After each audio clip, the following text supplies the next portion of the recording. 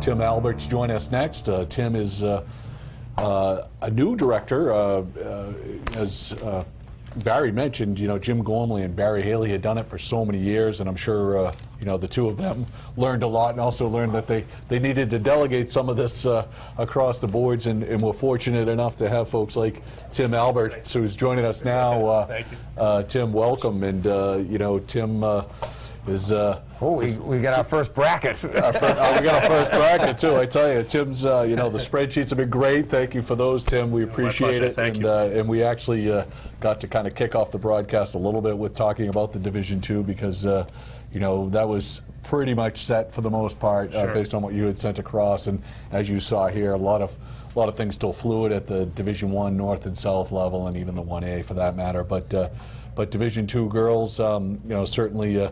An exciting time of year for everyone, right? And why don't you talk a little bit about that? Yeah, it's a statewide tournament, and this year we have 28 teams from all parts of the state. So, it's going to be an exciting field, a lot of quality teams out there, and just coming over with Jim Gormley. I know I overheard Barry say it. Jim's been wonderful to work with and show me the ropes, and working well with Barry Haley and Scott Payne and Richard Pearson, the Associate Director of the MIA, who's the hockey liaison. Just wonderful leadership, and great to all work together. And we've had many meetings, and just helping each other out with different venues and different dates. It's been a wonderful process. So. Yeah, a lot of moving parts, as we heard from Barry, and certainly you've got the Falmouth Clippers in the mix, coming off their 2015 championship. What a game over Wellesley last year, 3-2 overtime thriller. Maybe one of the best of the 6 championship games last year that we got to see live. But a great field, and certainly your Warriors are right in the mix as well. Yes, yeah, the Mattanon Warriors had a great season this year. They went from 0-18-2 to 14-1-5. That's a little bit of a turnaround. Yeah, that's a turnaround. That's a good recruiting year. Sure is. Wink, wink. Good we have for that. Great senior leadership, Jenny Corey and Emma Kate Hamilton, and Rose Sullivan, who recorded her 100th point this year. Great seniors and a wonderful team. And Coach Mark Wall, he's in his first year. He's a Mattanon alum, 1987 graduate, and a former assistant coach under Coach Marty Pierce. And, sure, Marty. And Coach's daughter, led the state in scoring. Kira Wall, freshman forward for Mattanon. She had 69 points on the year to lead the state. Wow. So, it's good firepower, and we'll have a tough draw with the winner of Milton and Walpole, but we should be ready. So we'll see. So some of the other teams at the top, the top 3 teams in the 2018 bracket will get byes in the first preliminary round. Correct. One of those teams that stands out is Wellesley. They come in as the number 3 seed, but they were in the Garden. They've been in the finals the last 2 years, if I recall correctly. And as Mark said, the Wellesley-Falmouth girls game was just, you could record that and show that as great entertainment. Yes, absolutely. Falmouth lost a couple of phenomenal 4-year players, and they are in the field, but they come in at number 18. Yes. But they're very well coached, and they've been there before, so they'll be a factor. But talking about that Wellesley team, it's a great program, and they seem to be, in the finals at the end every year. Absolutely, yeah, they're a tough draw, and hopefully. We're not in the same bracket, so we're happy. Speaking from Mattanon.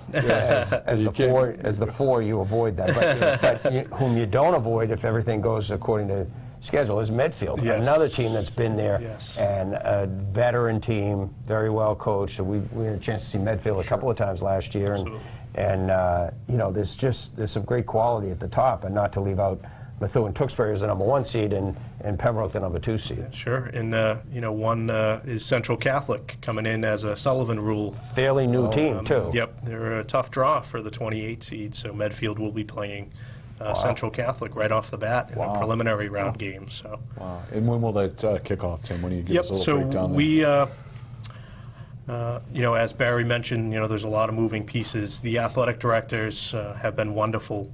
So we've been trying to update them as much as we can giving them a snapshot of, if you're in the top 16, you're going to be hosting a preliminary game. So please work with your ranks and see. So right off the bat, tomorrow, Winchester will be hosting Canton.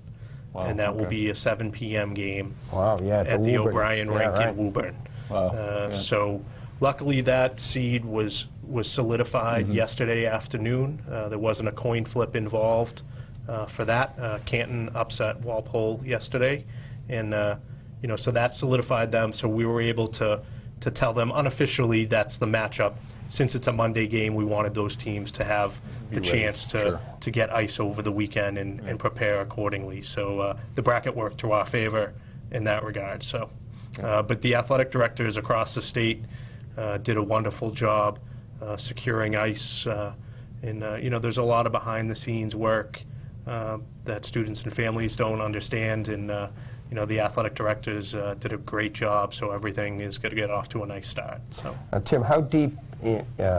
Moving forward, how deep do you go with teams on their home ice before you start doing it a tournament at a neutral site? Yep. So the preliminary round games will be played Monday, Tuesday, and Wednesday, and those are hosted by seeds 5 through 16. Right. So the home schools are responsible for those. The first round site games will be on March 4th, 5th, and 6th, and those will be as long as there's not upsets, it'll be the top 8 seeds that will host those. So for Matignon, for example, we secured Stoneham Arena for next Sunday, the 6th at 6 p.m. So we'll host either Walpole or Milton for that game. Once we get to the quarterfinals, the MIAA has sites that they will use, and same with the semifinals.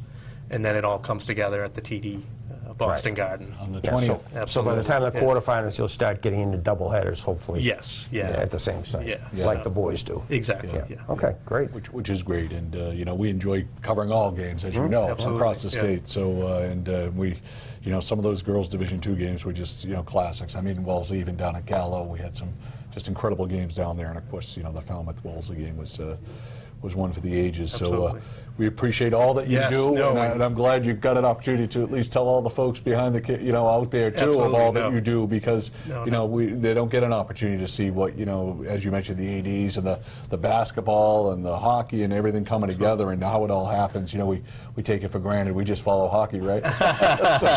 No, and thank you for your support throughout the year.